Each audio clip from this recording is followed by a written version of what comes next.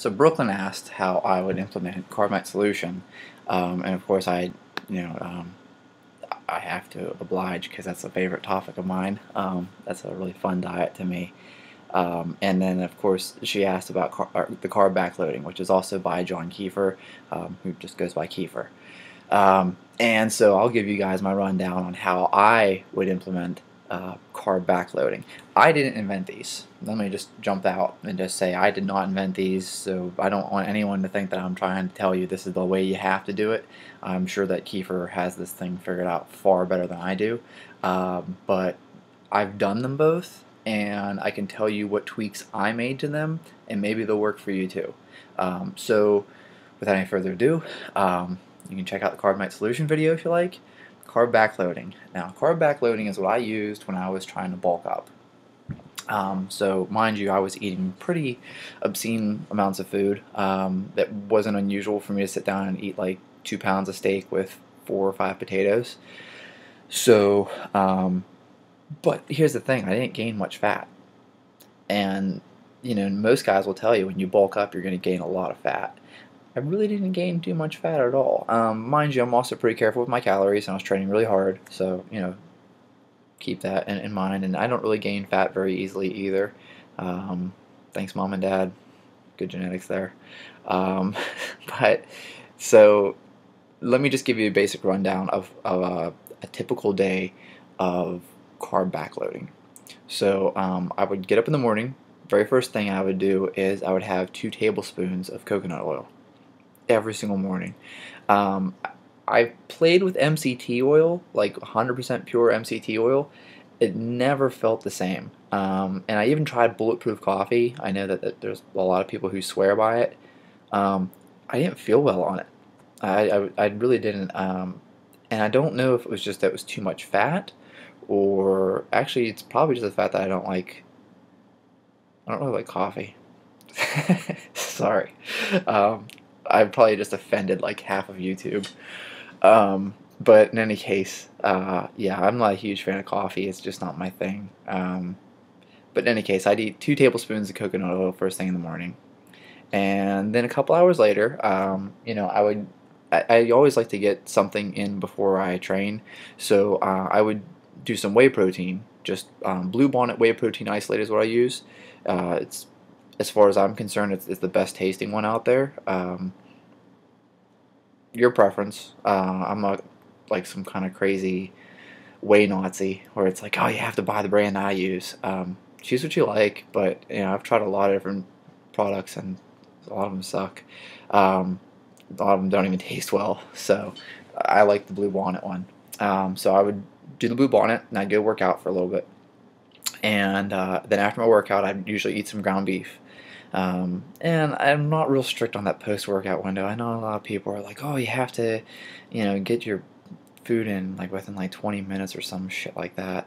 I don't really believe that at all. So coconut oil for breakfast, whey right before I worked out, and then I would do the ground beef. And then later on in the day, I would go ahead and I would probably have some eggs, maybe a couple hours after my ground beef, and then I would train again. And I don't train, like I don't eat eggs and then I go train. I would eat my eggs and then maybe like an hour to 2 hours later I would train a second time that day. Please understand that I was training for a job at that time. That's why I had to work out so much. So I'm not encouraging people to be doing 2-a-days. It was just something I had to do for a career goal that I was trying to meet. And so after my second workout, that's when I would go carb crazy, but low fat. So after my second workout, I would go and I would hammer down like 60 grams away, and I would eat 2 or 3 baked russet potatoes. I chose russet potatoes because they have a very high glycemic index, which I don't really believe too much in glycemic indexes, but what I can tell you is that they spike your insulin. So russet potatoes spike your insulin, which was a good idea post-workout because it's making my body just, you know, pull all those nutrients and send them into my muscles. And insulin is a transporter of glucose, glycogen replenishment. So post-workout, whey, potatoes, Then usually a little bit after that, I might grab a couple slices of like deli turkey or maybe a couple like mozzarella cheese sticks, and I'd have some oatmeal. And then later on, I might have like a chicken breast and like a cup of rice. I'm not usually a big fan of rice, because I mean yes, it's carbs, but it's not like it's full of vitamins and minerals and things like that. Normally I would be like, oh, you should eat more vegetables because, or more fruit or something like that for your carb sources because you're getting other things in them. But uh, rice is fine. It's just that it's like you're not going to get vitamin C from rice, so that's the only negative I would throw out there. But yeah, that was my typical carb backloading day.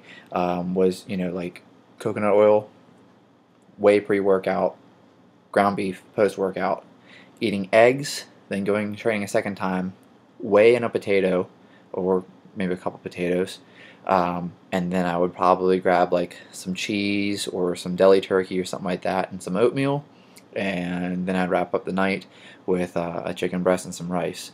And that's how I implemented carb backloading. That's what worked best for me. I did try the dirty one, um, just because I just thought it would be fun to be like, oh, fuck it, I'm going to eat Oreos post workout. And I even did that, and I actually lost fat. So I can't even tell you that, oh, no, you should do it clean. You can do it clean if you want to. You can do it as dirty as you want to, though, because like for a while there, before I was doing the two-a-days for a career goal, I was just trying to just get as strong as I possibly could. I eat a whole pint of ice cream after every workout. I mean, I just didn't even care. I was like, okay, I did my carb backloading here, so I spent the whole day low carb.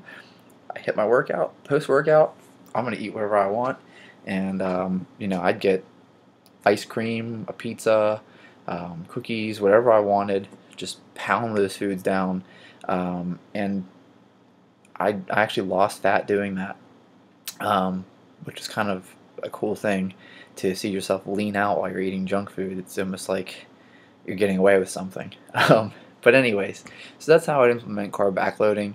It's not perfect. I've had other people attempt to follow it the way that I follow it. They found that the coconut oil in the morning gave them diarrhea. So I probably should put that caveat in there. If you don't digest fats well, you might get steatorrhea, I think is what it's actually called. So you can probably skip the coconut oil if you're so inclined. And you could probably just eat whey. I mean, you could probably just make your first meal that whey protein. In fact, well, if you're not training first thing in the morning, there's really no reason to even hit the whey. You can go ahead and just have some eggs. Just cook them in butter. So, anyways, I hope that clears things up. I hope that was really kind of interesting from a perspective of seeing how it's actually implemented rather than just simply talking about it. So, I hope that helps.